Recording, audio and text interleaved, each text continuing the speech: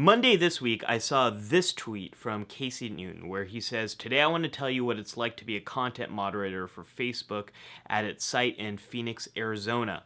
It's a job that pays just $28,800 a year, but can have lasting mental health consequences for those who do it." I read the article and haven't been able to get it out of my mind ever since.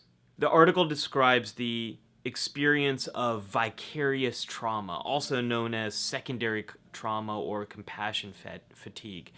It's what happens to a lot of people who encounter other people's trauma. If you're a first responder, if you are a firefighter, a police officer, if you work in the ER, if you are a lawyer who works with people who've experienced a lot of trauma, if you are a therapist, if you are a journalist, these are all occupations where you're likely to protect, serve, advocate for, and report about very difficult experiences, traumatic experiences, experiences that make you come face to face with life and death, or experiences that might make you question your beliefs about yourself, about the world, about other people. The more you encounter other people's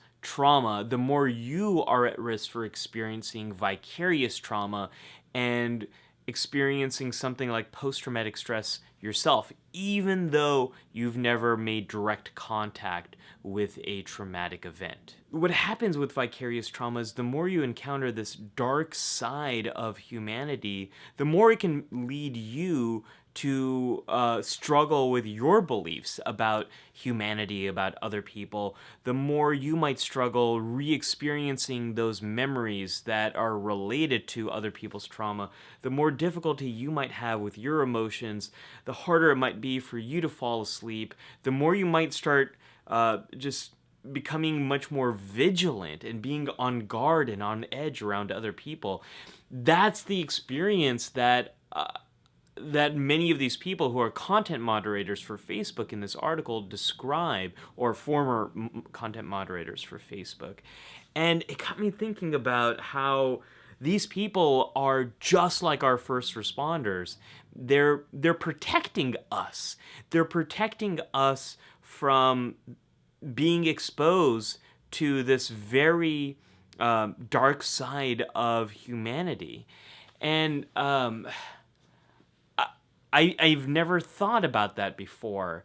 How much there is an army of content moderators for Facebook, and here for YouTube, for Twitter, for all social media platforms around the world, charged with watching, reviewing, flagging, deleting this very difficult content so that you and I can stay safe, so that you and I can enjoy this platform and experience all the wondrous things about it. These people are charged with basically spending all day holding psychologically toxic nuclear waste. This is the stuff that if you get exposed to too much of it under certain conditions, it is going to have a severe psychological impact on you. If you want to learn more, I really encourage you to read The Verge's article,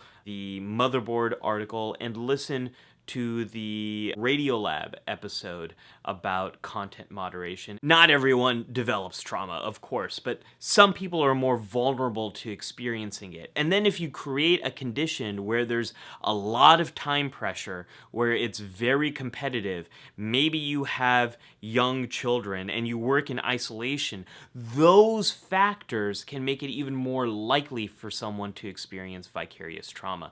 And those are a lot of the factors that are described in this Verge article. A lot of time pressure. You're scored on how much content you're able to get through in the day. It seems like these people are largely working in isolation.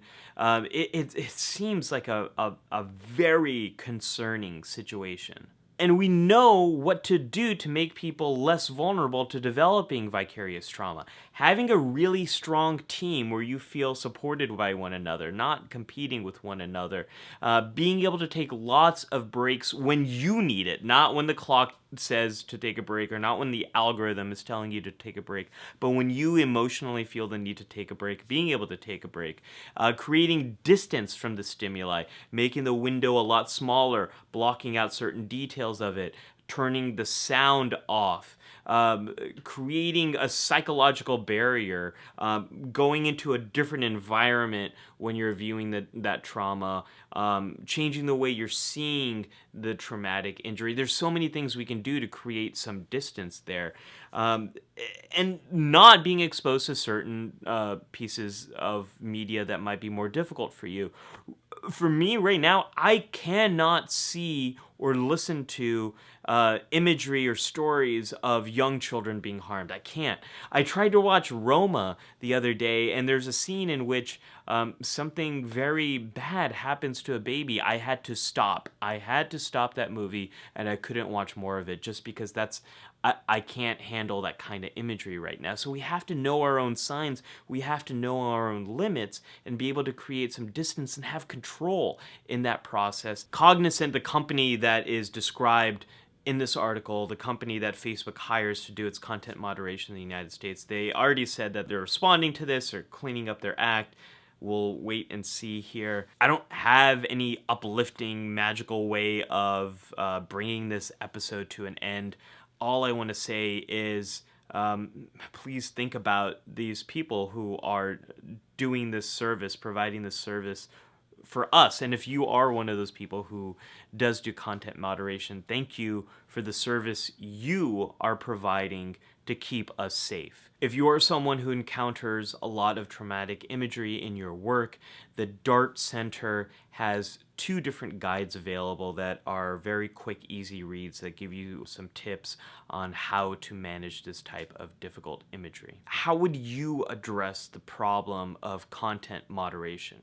Let me know in the comments below. If you like this video, then check out my video on the psychology of freedom of speech. I think these issues are very much related to each other, and I'm a big freedom of speech supporter, and I'm struggling trying to figure out how to negotiate that with content moderation. So check that out, and if you like this video, give it a thumbs up, and be sure to subscribe to this channel if you want more psychology and mental health videos, and if you want to help me make more content and get behind the scenes information in return, or behind the scenes media in return, then check out the PSYCH Show on Patreon.